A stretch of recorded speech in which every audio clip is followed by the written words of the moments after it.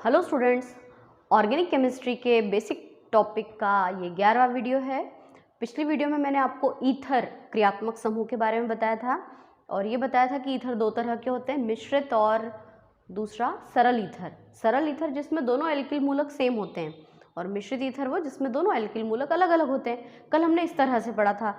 आज मैं आपको इसका वर्गीकरण कुछ अलग तरह से बताती हूँ। वैसे तो हम इसको पढ़ चुके हैं कि जो ईथर है वो सामान्य और मिश्रित दो तरह के होते हैं, परंतु हम ऐसा भी बोल सकते हैं कि ईथर इस आधार पे भी दो तरह के होते हैं कि एलिफेटिक ईथर है ना, और दूसरा क्या होगा, एरोमेटिक ईथर। एलिफेटिक और एरोमेटिक ईथर। एलिफेटिक और एरोमेटिक ईथर में क्या डिफरेंस है? ये अंतर है कि एरोमेटिक ईथर में एरीन मतलब बेंजीन का उपयोग होता है। सामान्य सूत्र देखिए, एलिफेटिक ईथर जो होते हैं उनका सूत्र या तो ROR या एक और क्या होता है ROR- होता है, जबकि एरोमेटिक ईथर में एक तरफ तो एल्किल मूलक होगा और दूसरी तरफ एरिल होगा। एरिल, एरिल का मतलब ऑर्गन नहीं है, एरिल का मतलब होता है C6H5 जिसमें बेंजीन रिंग का इस्तेमाल किया जाता है ना। तो कल वैसे तो मैं आपको इसका IUPAC नाम कैसे बनाते हैं, सामान्य नाम कैसे बनाते हैं बता चुकी हूँ, लेकिन फिर भी एक बार और एरोमेटिक ईथर को हम ध्यान से देख लें। जैसे R के स्थान पे CH3O C6H5, इसकी कल मैंने आपको स्ट्रक्चर भी बताई थी कि इसको हम ऐसे लिखते हैं OCH3 और क्या नाम था इसका, मेथिल फेनिल, और एक और क्या शब्द आएगा, मेथिल फेनिल ईथर, है ना। मेथिल शब्द किसके लिए, CH3 के लिए, फेनिल किसके लिए, C6H5 के लिए, और O के लिए ईथर, मेथिल फेनिल ईथर, है ना। अच्छा, एक और स्पेशल नाम बताया था, याद हो तो, इसको हम एनिसॉल भी कहते हैं। इसी तरह से एरोमेटिक ईथर का एक और मैंने आपको एग्जांपल बताया था, C2H5O C6H5, है ना। इसको हम कहेंगे एथिल फेनिल और O के लिए ईथर, एथिल फेनिल ईथर। या फिर हम इसको ऐसे भी लिख सकते हैं कि बेंजीन रिंग और बेंजीन रिंग के ऊपर OC2H5, और इसका एक स्पेशल नाम क्या बताया था एनिसॉल के जैसा ही, फेनेटॉल। फेनेटॉल, ठीक। अच्छा, एक और तरह का ईथर होता है जिसमें दोनों तरफ एरिल होते हैं। एरिल मतलब कि फेनिल ग्रुप होता है। वो कैसे होगा, तो उसका सूत्र होगा C6H5O C6H5। नाम क्या होगा इसका, डाई फेनिल ईथर। इसको हम डाई फेनिल ईथर भी कह सकते हैं और इसको हम ऐसे लिख सकते हैं कि यहाँ पे बेंजीन रिंग, क्योंकि ये नाभिक से जुड़ा है ना, तो इस पोजीशन पे जुड़ा है ये। इसी प्रकार से एक बेंजीन रिंग हम ऐसे भी बनाएंगे, इस तरह की, ऐसे, है ना। तो ये हो गया आपका डायफेनिल ईथर। एक बात और, ये एनिसॉल फेनेटॉल ये दोनों इनके स्पेशल नाम हैं, इनके IUPAC नाम। वैसे तो कल मैंने इसको IUPAC वाले पोर्शन में बताया था, परंतु इसका IUPAC नाम ऐसा भी हो सकता है, कम कार्बन वाले को ऑक्सीजन के साथ मिला के क्या बोलते हैं, मेथॉक्सी। तो इसका IUPAC नाम हो जाएगा मेथॉक्सी बेंजीन। फेनिल को बेंजीन बोलते हैं IUPAC में, तो मेथॉक्सी बेंजीन। इसी तरह एथिल फेनिल ईथर का IUPAC नाम, C2H5 को O के साथ बोलिए तो क्या नाम हो जाएगा, एथॉक्सी बेंजीन। Ethoxy benzene. जबकि डायफेनिल ईथर को कहेंगे फिनॉक्सी बेंजीन, है ना। C6H5 फेनिल और फेनिल के साथ O लगा दो, इसका नाम हो जाएगा फिनॉक्सी बेंजीन, है ना। तो ये कुछ एरोमेटिक ईथर हमारे रह गए थे, मतलब ये जो मैंने आज आपको अलग से नाम बताए हैं ये हो गया था। अब ये जो एलिफेटिक ईथर है ये तो हमारा कंप्लीट है ना।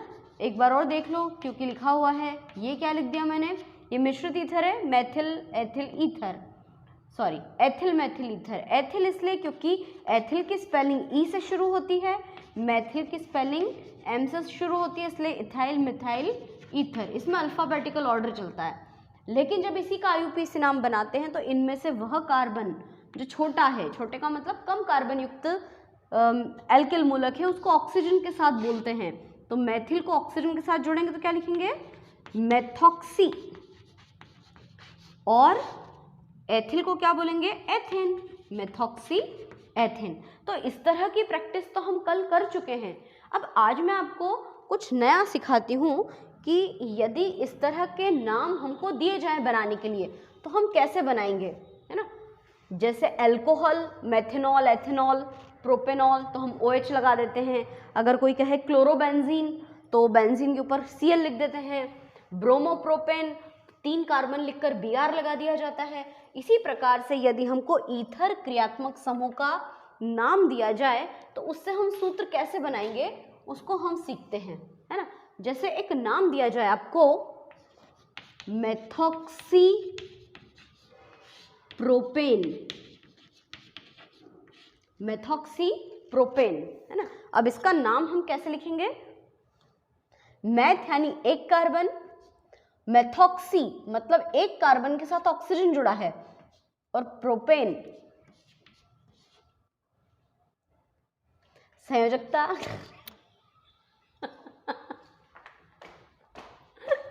है ना, संयोजकता पूरी करना आता है ना सबको, CH3 CH2 CH2 CH3। जिन बच्चों को संयोजकता पूरा करना नहीं आता है वो लोग ऐसे देखो, ये ऐसे ऐसे बॉन्ड लगा दो सब तरफ, है ना। और बॉन्ड लगाने के बाद में क्या करते हैं, इसको ऐसे लिख देते हैं। इसको बोलते हैं पूरी संरचना सूत्र।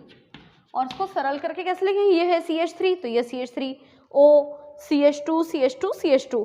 अच्छा, मेथॉक्सीप्रोपेन तो इसका IUPAC नाम है, इसका सामान्य नाम क्या होगा, इसको और इजी करके कर लो, CH3O, C कितनी बार है, 3 बार, H कितनी बार है, 7 बार, गिन लो, 3 और 3 6 और एक साथ, तो मेथिल प्रोपिल ईथर, है ना। इसका सामान्य नाम हो जाएगा मेथिल प्रोपिल ईथर। इस तरह से भी हम इनके नाम को बना सकते हैं। मतलब दिया क्या था, मेथॉक्सीप्रोपेन, जो कि IUPAC नाम था। इसके आधार पे हमने ये स्ट्रक्चर बना के देखी और स्ट्रक्चर से फिर हमने इसको इस तरह से लिखा और फिर हमने इसका सामान्य नाम भी लिख लिया, है ना। और देखें कैसे नाम दिए जाते हैं IUPAC नाम बनाने के लिए। मान लो अगर नाम दिया जाए 2-ब्यूटॉक्सी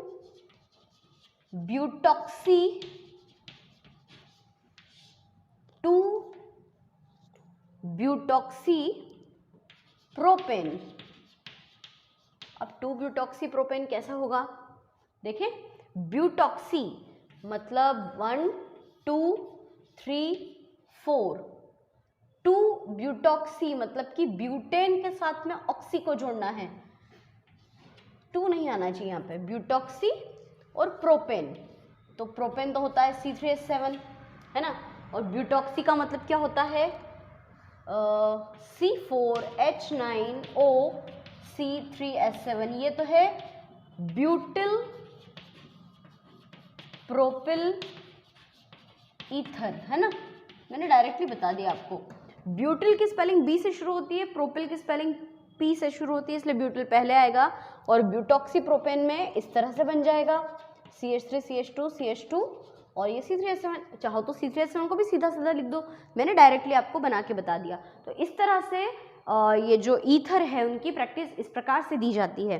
अब ईथर का एक और तरीका बताया गया है, वैसे इतना डिटेल नहीं पूछेंगे लेकिन फिर भी हमको आना चाहिए। एक होता है चक्रीय ईथर। चक्रीय ईथर, चक्रीय ईथर वो होते हैं जिनमें कार्बन परमाणु के साथ में जुड़कर, ये जैसे यहाँ पर क्या सिंगल इस तरह से जुड़ा हुआ है, चक्रीय ईथर में वो दोनों कार्बन परमाणुओं से जुड़ा हुआ रहता है। और चक्रीय ईथर के जो IUPAC नाम होते हैं उनको एपॉक्सी कहते हैं। क्या कहा जाता है, एपॉक्सी। जैसे मैंने एक नाम दिया 2-3 एपॉक्सी पेंटेन, ये का IUPAC नाम है 2-3 एपॉक्सी पेंटेन। कैसे बनाएंगे देखना, पेंटेन तो 1 2 3 4 5, ये सेकंड कार्बन है, ये थर्ड कार्बन है, और 2 और 3 पे जोड़ना है हमको एपॉक्सी। एपॉक्सी का और संधि विच्छेद करो, एप धन ऑक्सी, ऑक्सी मतलब ऑक्सीजन, ऑक्सीजन मतलब O, और कहाँ पर जोड़ना है, एपॉक्सी का अर्थ होता है कि देखिए हम लोग सामान्यतः क्या करते हैं, ऑक्सीजन को बीच में लिख देते हैं, लेकिन ऐसे नहीं करना है इसको। एपॉक्सी शब्द जब भी आएगा तो उसको इस तरह से जोड़ना है। अब देखो आप इस संयोजकता पूरी करो, इस कार्बन के पास कितने बॉन्ड हैं? 1 2 3, इसके पास में 1 2 3, तो CH3 CH CH CH2 CH3, ये है एपॉक्सी पेंटेन। एक है 1,2 एपॉक्सी प्रोपेन, 1,2 एपॉक्सी प्रोपेन। तो 1,2 एपॉक्सी प्रोपेन कैसा होगा? प्रोपेन यानी 1,2 एपॉक्सी एथेन, प्रोपेन भी बना सकते हैं पर ये सुन लो कैसा होता है। 1,2 एपॉक्सी एथेन, तो एथेन में 2 कार्बन लिख दिए, ये पहला कार्बन, ये दूसरा कार्बन, पहले और दूसरे कार्बन पे ऑक्सीजन को जोड़ दिया, है ना। अब संयोजकता पूरी करते हैं इसकी, तो 1 2 3 CH, 1 2 3 CH, CH2 आएगा ना, क्योंकि 2 संयोजकता है, CH2 फिर CH2। हम इसको ऐसे भी लिख सकते हैं CH2 CH2 और ऐसे। तो ये चक्रीय ईथर है और इसका पर्टिकुलरली नेम है ऑक्सीरेन। ऑक्सीरेन का सूत्र पूछते हैं, याद रखना है इसका सूत्र, ऑक्सीरेन। तो ये तो था चक्रीय ईथर।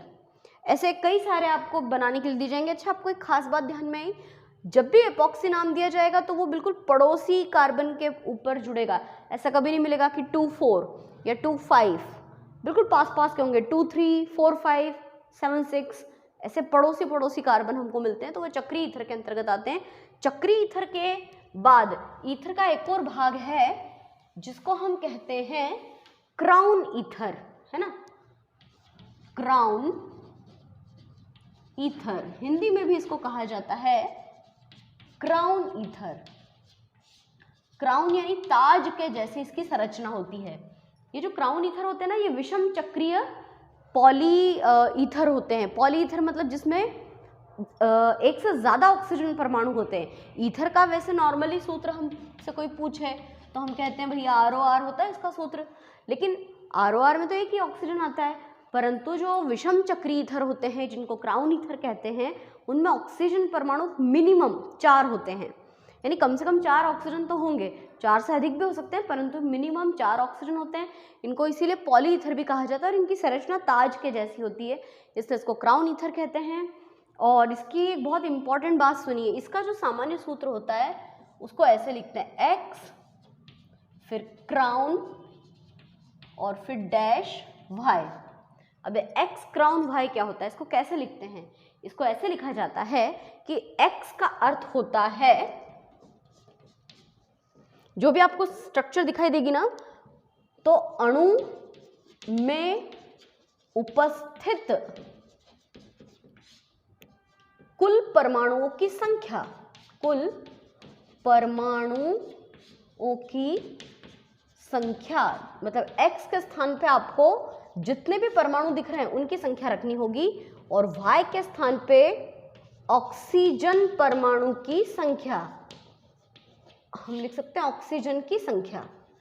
और मैंने बताया ना मिनिमम कितने ऑक्सीजन आने चाहिए, 4, मिनिमम 4 ऑक्सीजन आते हैं। अच्छा, चूंकि ये ऑर्गेनिक केमिस्ट्री पढ़ रहे हैं, कार्बनिक रसायन पढ़ रहे हैं और चक्रीय ईथर की बात चल रही है, RR के स्थान पे भी मेथिल एथिल या एरिल रखेंगे तो C6H5 होता है, यानी कार्बन तो होगा, कार्बन के साथ में ऑक्सीजन जुड़ा हुआ रहता है। तो ये भी मैं आपको बता दूं कि ऑक्सीजन का परमाणु क्रमांक 8, electronic structure 1s2 2s2 2p4, और 1s2 वाला कोष तो कंप्लीट है, तो ये बंध बनाने में भाग नहीं लेता है। ऑक्सीजन की सबसे महत्तम कक्षा में कुल 6 इलेक्ट्रॉन्स हैं, और 6 इलेक्ट्रॉन कैसे हैं, 1 2 3 और ये 4, ठीक है, ऐसे। ये 6 इलेक्ट्रॉन जो है, हम इसको ऐसे भी तो लिखते हैं 2 6, तो इन 6 इलेक्ट्रॉनों में से ये तो 2 जोड़े हैं, और ये इलेक्ट्रॉन पेयर जो होता है ये ऑलरेडी पेयर्ड है, तो ये पेयरिंग नहीं करता है, मतलब बंध बनाने में भाग नहीं लेता है, जबकि जो अनपेयर इलेक्ट्रॉन होते हैं ये जोड़ा बनाने में भाग लेते हैं। तो हम इसलिए ऑक्सीजन की स्ट्रक्चर को ऐसे ही तो शो करते हैं, 1 2 3 4 5 6, ये अकेले इकलौते जो हैं वो ये दोनों हैं, और ये जो 2 जोड़े में हैं वो ये वाले हैं। तो अब मैं आपको क्राउन ईथर का एक एग्जांपल बताऊं, देखिए कैसे स्ट्रक्चर है, आपको लगेगा कि मैं रंगोली बना रही हूं, है ना।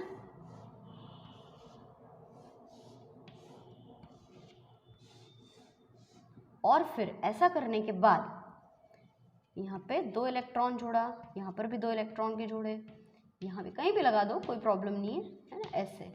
अच्छा, अब ये बंध से बंधा हुआ है, ये बंध से बंधा है, तो ये तो हमको पता है। अच्छा, यहाँ पे क्या होगा, 1 2 3 4 5 6 7 8, ये तो कार्बन परमाणु है ना।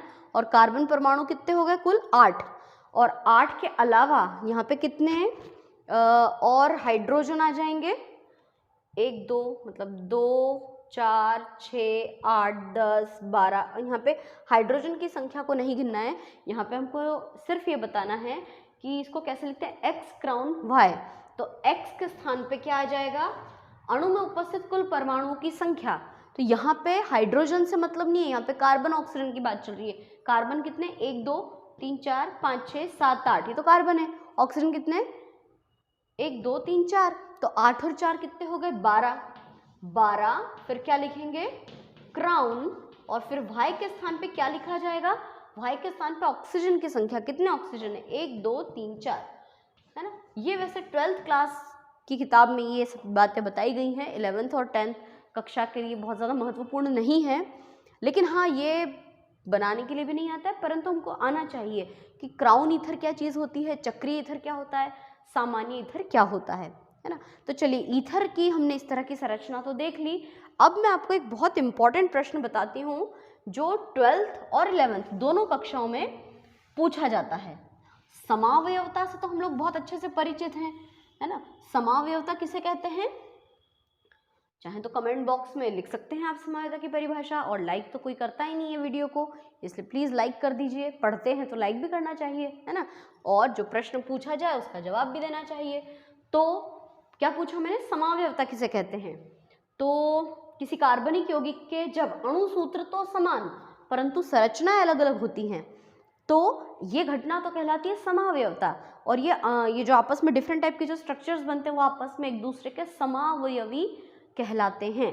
और समावयवता अलग अलग प्रकार की होती है, 12th वाले जानते हैं क्योंकि जब वो 11th में थे तब मैं पढ़ा चुकी हूँ। लेकिन समावयवता में एक क्रियात्मक समूह समावयवता होती है जो बहुत इंपॉर्टेंट है, और मुझे लगता है 10th में भी ये प्रश्न है। तो 10th 11th 12 तीनों क्लास के बच्चे ध्यान से समझना है इसको। जैसे मान लो आपको एक सूत्र दे दिया है C2H6O, प्रश्न आता है C2H6O में समावयवता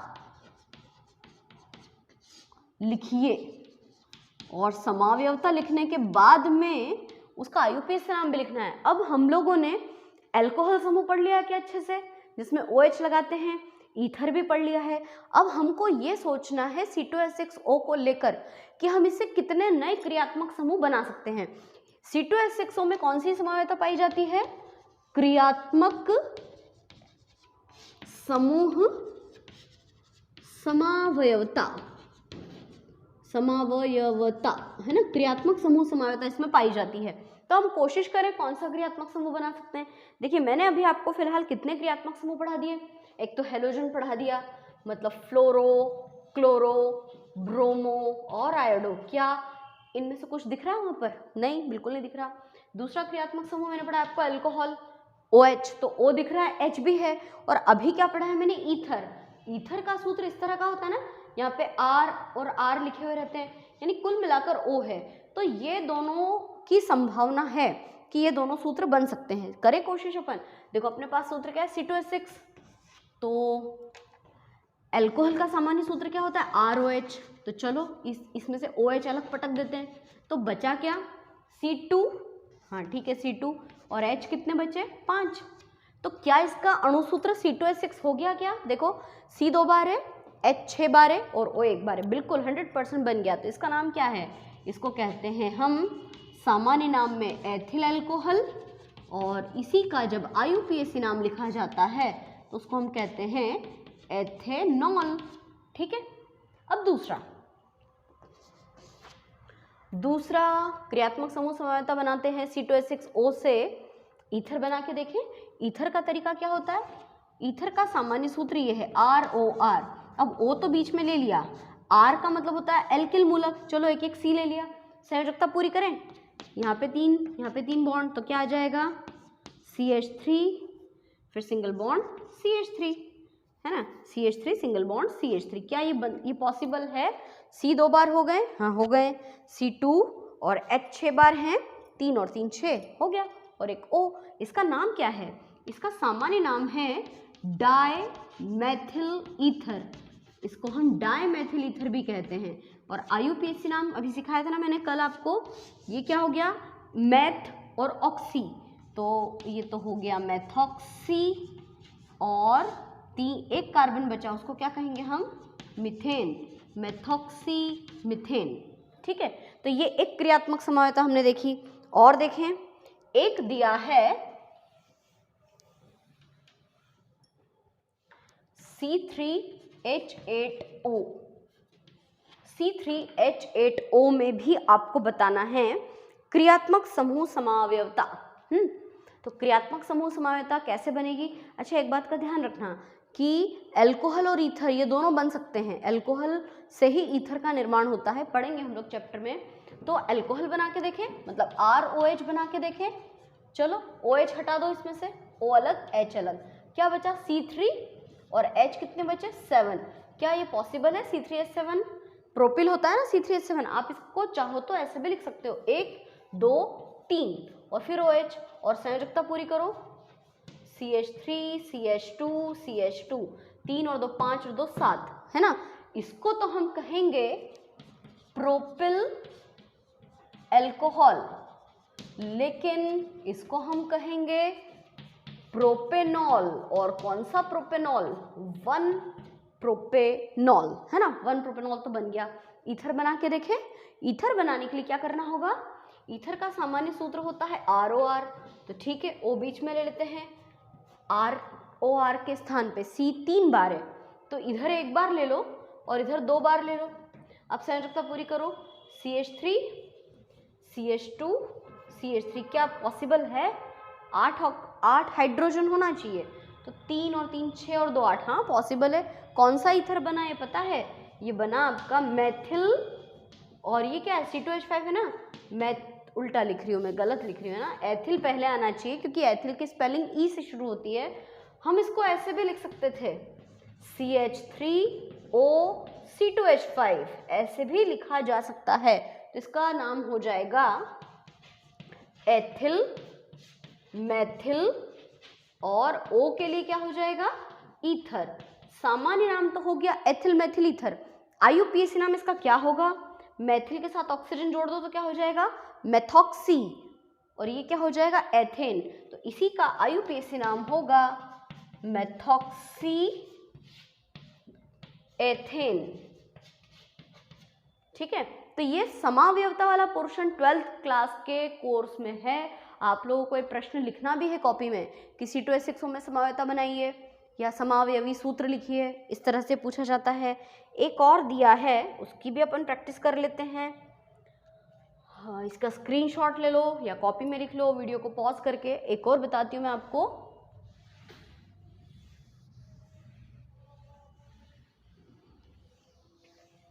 एक और दिया है C4H10O। C4H10O, इसके आप कितने समावयवी बना सकते हो? तो एक तो वही अल्कोहल बना के देखेंगे और कुछ ईथर बना के देखेंगे। तो अल्कोहल में क्या करते हैं? पहले OH को अलग कर लेते हैं, और कैसे लिखेंगे? C4H9, है ना। क्या है ये पता है? ये है ब्यूटिल अल्कोहल। ब्यूटिल अल्कोहल को हम ऐसे भी तो लिख सकते हैं, 1 2 3 4 और फिर OH, और फिर इनकी संयोजकता पूरी करो, CH2 CH2, है ना, CH2 और CH3। ठीक है, ऐसे भी तो लिख सकते हैं। इसको क्या बोल देंगे? क्या डिफरेंस है दोनों में? वो ब्यूटिल अल्कोहल है, नीचे वाला भी तो ब्यूटिल अल्कोहल है। नहीं, नीचे वाले का नाम है नॉर्मल ब्यूटिल अल्कोहल। अच्छा, और नॉर्मल ब्यूटिल अल्कोहल जो है ना, वो तो सामान्य नाम है। अगर आपसे कोई बोले इसका IUPAC नाम बोलो तो कितने कार्बन है? ब्यूटेन, 4 कार्बन को कहते हैं ब्यूटेन, और फर्स्ट नंबर पे जुड़ा है OH, 1 पे OH जुड़ा है, तो हम इसको कहेंगे 1 ब्यूटेनॉल। हम इसको 1 ब्यूटेनॉल भी कह सकते हैं। तो क्रियात्मक समूह समावयवता में एक तो अल्कोहल ग्रुप बन गया। दूसरा ग्रुप हम बना के देखें, ईथर। तो ईथर में O बीच में रहता है और आसपास कार्बन परमाणु पाए जाते हैं, है ना। तो आसपास कार्बन परमाणु हैं, तो कैसे जोड़ेंगे हम इसको? 4 कार्बन है ना, आधा आधा कर दें, 2 इधर 2 इधर, हाइड्रोजन 10 बार है, आधा आधा कर दें, 5 इधर और 5 इधर। क्या है ये? C2H5 और C2H5 होता है ना, सामान्य ईथर है ये वाला था मिश्रित ईथर CH3O C2H5, ये मिश्रित ईथर की कैटेगरी में आता है, जबकि ये सामान्य ईथर के अंतर्गत आता है। तो इसका सामान्य नाम बनेगा डाई एथिल ईथर। और डाई एथिल ईथर का IUPAC नाम क्या हो जाता है? एक को ऑक्सीजन के साथ बोलो, एथिल का आधा एथ, ऑक्सीजन का आधा ऑक्सी, तो इसका नाम क्या हो जाएगा? एथॉक्सी और एथेन, है ना, एथॉक्सी एथेन। तो एक तो ये ईथर बना, एक और ईथर बना के देखें कैसे बनाएंगे। देखो कितने कार्बन है? कुल 4 में से इधर एक बार ले लो और इधर 1 2 3 बार ले लिया, है ना, 4 कार्बन हो गए। संयोजकता पूरी करें, CH3 CH2 CH2 और CH3। देखना हाइड्रोजन 10 हुए क्या? 3 और 2 5, 7 8 9 10 बिल्कुल हो गए। इसका नाम क्या होगा? ये तो है मेथिल और ये क्या है? प्रोपिल। पर प्रोपिल कैसा लिखा हुआ है? नॉर्मल रूप में, तो मेथिल नॉर्मल प्रोपिल ईथर, या इसका IUPAC नाम क्या हो जाएगा? ये ऑक्सीजन तो मेथेन के साथ पढ़ा जाएगा, तो ये हो जाएगा मेथॉक्सी प्रोपेन। अच्छा, यदि मैं इस सूत्र को ऐसा लिखती CH3O C3H7, तब इसका नाम क्या होता? तब इसका नाम होता methyl propyl ether. Methyl propyl ether ये भी है, मेथिल प्रोपिल ईथर ये भी है, पर दोनों में क्या डिफरेंस है? इसमें प्रोपिल को C3H7 लिखा है और इसमें प्रोपिल को नॉर्मल रूप में लिखा हुआ है। तो इस तरह से ये C4H10O के इतने समावयवी संभव होते हैं, है ना। मुझे लगता है आपको ये तीनों क्वेश्चन अच्छे से समझ में आ गए होंगे। और 12th क्लास के अपने सब्जेक्ट में दिया हुआ है, कोर्स में दिया है, तो उसको आपको लिखना है और इसकी प्रैक्टिस करना है। ईथर के बाद अब हमारा अगला जो क्रियात्मक समूह है वो है कार्बोनिल यौगिक। और कार्बोनिल यौगिक के अंतर्गत 2 क्रियात्मक समूह आते हैं, एल्डिहाइड और कीटोन। और क्लास 12th का जो नेक्स्ट चैप्टर हम लोग पढ़ेंगे, चैप्टर 12, उसका नाम ही एल्डिहाइड कीटोन तथा कार्बोक्सिलिक अम्ल। तो एल्डिहाइड कीटोन को एक साथ क्यों पढ़ा जाता है, अपन देखते हैं। क्या बोला मैंने कि अपना जो नया क्रियात्मक समूह है उसका नाम है कार्बनिक यौगिक, कार्बोनिल यौगिक, कार्बनिक गलत बोल दिया मैंने, कार्बोनिल यौगिक। कार्बोनिल का मतलब क्या होता है? कार्बोनिल यौगिक का सामान्य सूत्र होता है CnH2nO। ये कार्बोनिल यौगिक का सामान्य सूत्र है और इसमें कार्बन और ऑक्सीजन के बीच में हमेशा डबल बॉन्ड पाया जाता है। अगर कोई कहे कि कार्बोनिल यौगिक किसे कहते हैं, तो उनको कहना आप कि एल्डिहाइड और कीटोन दोनों को एक साथ कार्बोनिल यौगिक कहते हैं। और कार्बोनिल यौगिक में कॉमन चीज क्या होती है? C तथा ऑक्सीजन, कार्बन और ऑक्सीजन के बीच में द्विबंध का पाया जाना, है ना। तो ये 2 तरह के होते हैं कार्बोनिल यौगिक। कौन कौन से? एक होता है एल्डिहाइड समूह, एल्डिहाइड समूह, और एक होता है कीटोन समूह, एल्डिहाइड समूह और कीटोन समूह। एल्डिहाइड समूह का सामान्य सूत्र ये है RC≡OH, है ना, या कोई जरूरी नहीं, हम इसको ऐसे भी लिख सकते हैं RC ऊपर H सामने डबल बॉन्ड O, या इसको हम ऐसे लिख सकते हैं RC≡O इधर H। आपको जैसा ठीक लगे आप वैसा लिख सकते हो। हम इसको डायरेक्टली भी लिख सकते हैं RCHO। जब 12th क्लास या 11th क्लास में जो रिएक्शंस पढ़ी जाती हैं ऐसा डायरेक्टली लिखा हुआ रहता है। तो ये एल्डिहाइड समूह है जिसमें कार्बन परमाणु की संयोजकता एल्किल मूलक, हाइड्रोजन परमाणु और ऑक्सीजन से जुड़ी है, जबकि कीटोन का सामान्य सूत्र होता है RCOR। मतलब क्या डिफरेंस दिख रहा है आपको इसमें? इसमें एक R है और एक H है, जबकि इसमें 2 R और 1 ऑक्सीजन परमाणु है। हम इसको ऐसे भी तो लिख सकते हैं RC ऊपर R इधर O कर दो, या ऐसे भी लिख सकते हैं RRC≡O, या हम इसको ऐसे भी लिख सकते हैं RCOR। तो ये थोड़ा सा ईथर जैसा लग रहा है ना, कीटोन और ईथर में। ईथर का सूत्र क्या होता है? ROR, जबकि कीटोन का सूत्र होता है RCOR, है ना। ये दोनों में डिफरेंस है, ये कीटोन है और ये ईथर है। तो एल्डिहाइड समूह और कीटोन समूह ये दोनों एक साथ एक ही चैप्टर में हम लोग पढ़ेंगे। इनकी रिएक्शंस भी बहुत सारी सेम हैं, इनके बहुत सारे गुणों में समानता है और थोड़े बहुत अंतर भी हैं। तो क्या डिफरेंस है, क्या समानता है, ये हमको 12th क्लास में डिटेल में पढ़ना है। मैं आपको अभी इतना बता दूं कि जो एल्डिहाइड ग्रुप होता है उस एल्डिहाइड ग्रुप के नाम के अंत में अल का उच्चारण करते हैं, जैसे मेथेनॉल, एथेनॉल, प्रोपेनॉल, ब्यूटेनॉल। जबकि अल्कोहल में क्या करते हैं, ऑल शब्द का उच्चारण करते हैं, मेथेनॉल, एथेनॉल, प्रोपेनॉल। जबकि इसमें क्या करते हैं, इसमें अल शब्द का प्रयोग किया जाता है। जबकि कीटोन में ऑन बोलते हैं, ऑन है ना, ओ एन, ऑन, स्टार्ट करना, शुरू होने वाला ऑन नहीं, on. Ketone, butanone, propanone, acetone, ऐसा बोला जाता है। कभी कभी इसको ऑक्सो भी बोलते हैं, है ना। तो ये इनके IUPAC नाम मैंने ऊपर लिख दिए हैं, ऑक्सो और अल। तो ये कार्बोनिल यौगिक हैं। इन कार्बोनिल यौगिकों को अब हम अगली वीडियो में स्टार्ट करेंगे।